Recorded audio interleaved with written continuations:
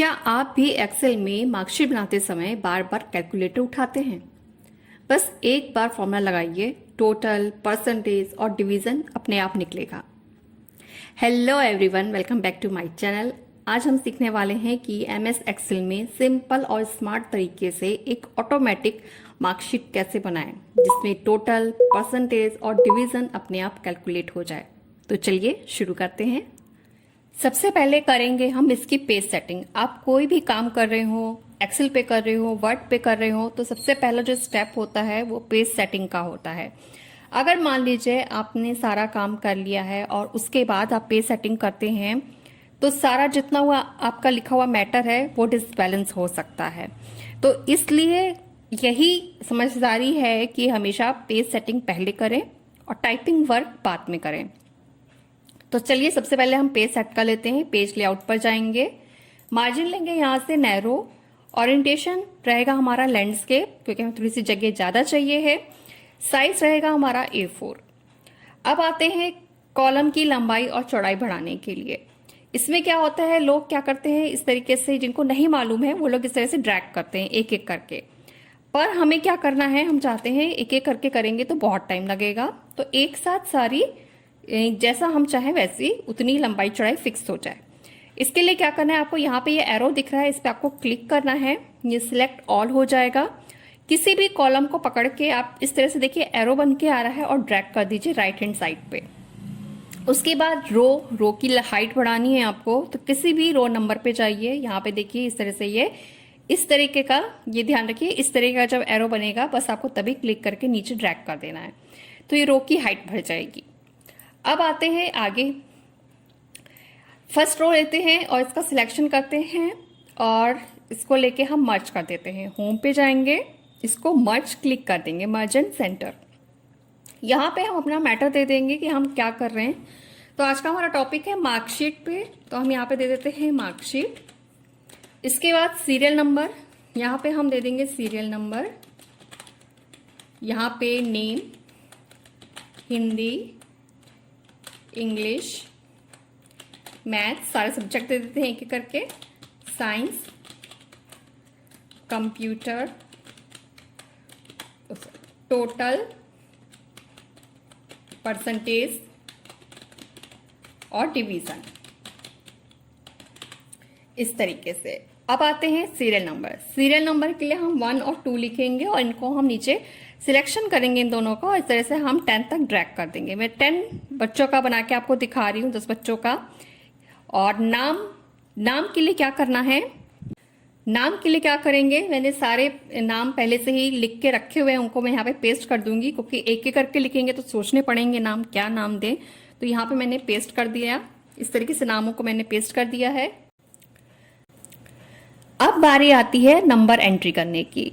Numbers क्या दें, अमन को कुछ देने हैं, हिंदी में कुछ देने हैं, मैथ्स में कुछ देने हैं, कंप्यूटर में कुछ देने हैं, तो सोचना पड़ता है। तो इसका एक शॉर्टकट तरीका है, वो हम फॉर्मूला लगा के नंबर फिल कर देंगे। ये मैं उन लोग के लिए बोल रही हूँ, बता रही हूँ जो लोग मार्कशीट बनाना सीख रहे हैं।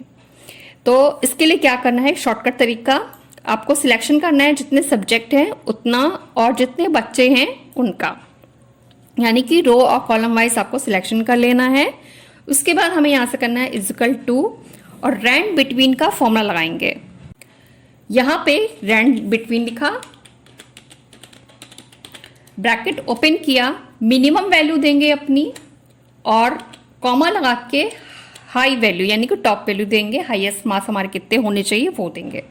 उसके बाद ब्रैकेट क्लोज करेंगे और कंट्रोल के साथ में एंटर करेंगे और उसके बाद कॉपी करेंगे। ऐसा क्यों करेंगे, वो इसलिए करेंगे क्योंकि जब हम लोग सारे नंबर इस तरह से हम लोग रैंड बिटवीन का फॉर्मूला लगा के हम नंबर जब फिल करा लेते हैं और जब टोटल निकालेंगे तो नंबर्स ऑटोमेटिकली चेंज हो जाते हैं। हम चाहते हैं कि वो चेंज ना हो, वो फिक्स्ड रहें। तो इसके लिए क्या करना है, कंट्रोल के साथ में एंटर किया और तुरंत ही कंट्रोल-C कॉपी कर लिया। इसके बाद यहाँ पेस्ट वाले ऑप्शन पे आइएगा, पेस्ट वैल्यू पे क्लिक कीजिएगा और अब एस्केप कर दीजिएगा। अब यहाँ पे कोई भी वैल्यू, कोई भी नंबर चेंज नहीं होगा, ये फिक्स हो गया है, ठीक है। अब निकालते हैं हम टोटल। टोटल के लिए भी शॉर्टकट तरीका अपनाएंगे ऑल्ट के साथ में अपने कीबोर्ड से ऑल्ट प्लस इक्वल टू का साइन प्रेस करिएगा और एंटर कर दीजिएगा। इसके बाद इसको हम ड्रैग कर देंगे नीचे तक। ये देखिए सबके टोटल निकल आएंगे। परसेंटेज के लिए इक्वल टू करेंगे, टोटल से हमारी परसेंटेज निकलती है, तो टोटल हमारा कौन से कॉलम में है, एच में है, और कौन सी रो चल रही है, H3 चल रही है।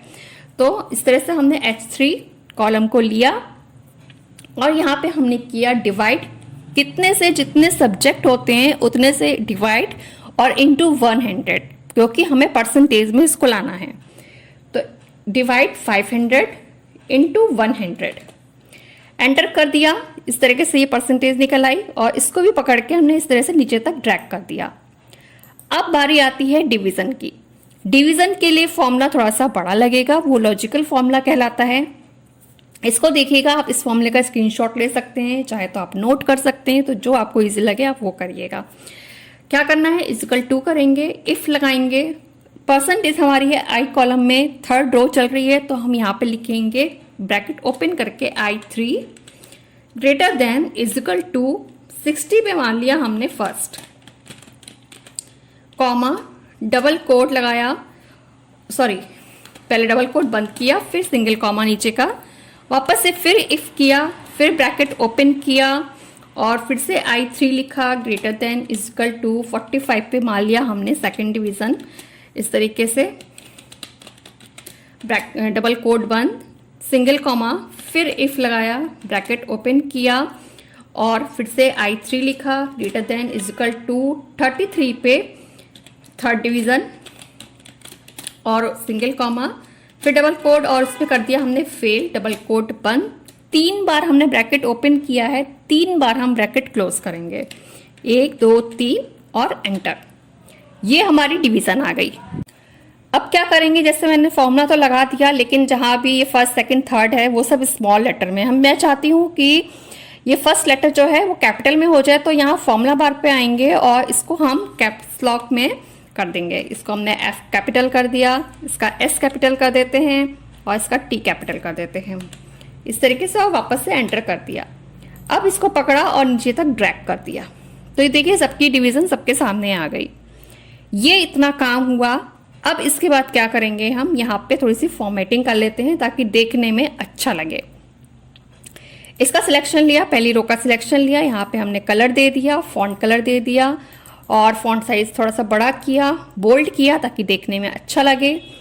पूरे का सिलेक्शन किया, नीचे जो टेबल है हमारी, और इसको हमने यहाँ पे आए लाइन कलर लेना है। आप लाइन कलर ले सकते हैं, लाइन कितनी मोटी होनी चाहिए तो आप यहाँ से लाइन मोटी पतली जैसे आप रखना चाहें वो कर सकते हैं। इसके बाद सिलेक्शन लिया और फिर यहाँ से कलर भी ले लिया वापस से। ये देखिए कलर लिया, मैंने एस्केप कर दिया। इस तरीके से वापस से सिलेक्शन हो गया। 2 चीज़ें मैंने सिलेक्ट करी, एक तो लाइन स्टाइल और दूसरा कलर, ठीक है। इसके बाद यहाँ पे क्लिक किया, अब ऑल बॉर्डर्स पे क्लिक करेंगे तो उतनी ही मोटी लाइन आई और उसी कलर की लाइन आई जैसे कि मैंने सिलेक्ट किया था। अब हेडिंग्स को हम क्या करते हैं, इसका सिलेक्शन लेते हैं, इसमें थोड़ा सा कलर दे देते हैं। यहाँ पे हमने ग्रीन कलर दे दिया। इसका साइज भी हम इसके ही जितना कर देते हैं, 14 है। पूरे का सिलेक्शन लिया और यहाँ से हमने साइज इसका 14 कर दिया। बोल्ड कर देते हैं इनको। अब ये नंबर्स हम लेफ्ट कर देते हैं, जितने भी नंबर्स हैं ये इनको लेफ्ट में कर दिया। इस तरीके से आप चाहे तो ये राइट सेंटर में भी लिखना चाहे तो आप सेंटर में कर दीजिए, जितने हमने नंबर फिल किए सब्जेक्ट में, और टोटल परसेंटेज भी इसी तरह से हम सेंटर में कर देते हैं। ये देखिए, तो इस तरीके से पूरी मार्कशीट बन गई है ये। अब इसमें आप क्या चेंज करना चाहते हैं, मान लीजिए आपको ग्रेडिंग सिस्टम चाहिए है तो आप ग्रेडिंग सिस्टम भी कर सकते हैं। इसके लिए आपको बस करना क्या होगा, जहाँ पे फॉर्मूला लगा हुआ है वहाँ पे आपको बस फर्स्ट सेकंड थर्ड की जगह आपको अपनी ग्रेडिंग सिस्टम में चेंज कर देना है। ए लिख दिया, ठीक है, इस तरीके से, और सेकंड की जगह बी कर देते हैं, थर्ड की जगह सी कर देते हैं और वापस एंटर कर दिया। इसको सिलेक्ट किया और इसे ड्रैग कर दिया, तो ये देखिए ग्रेडिंग सिस्टम में आ गया, ठीक है। वापस से आपको डिवीजन वाला चाहिए, आप वापस से डिवीजन कर दीजिए इस तरीके से। इसको हम वापस से थोड़ा सा सेंटर कर देते हैं।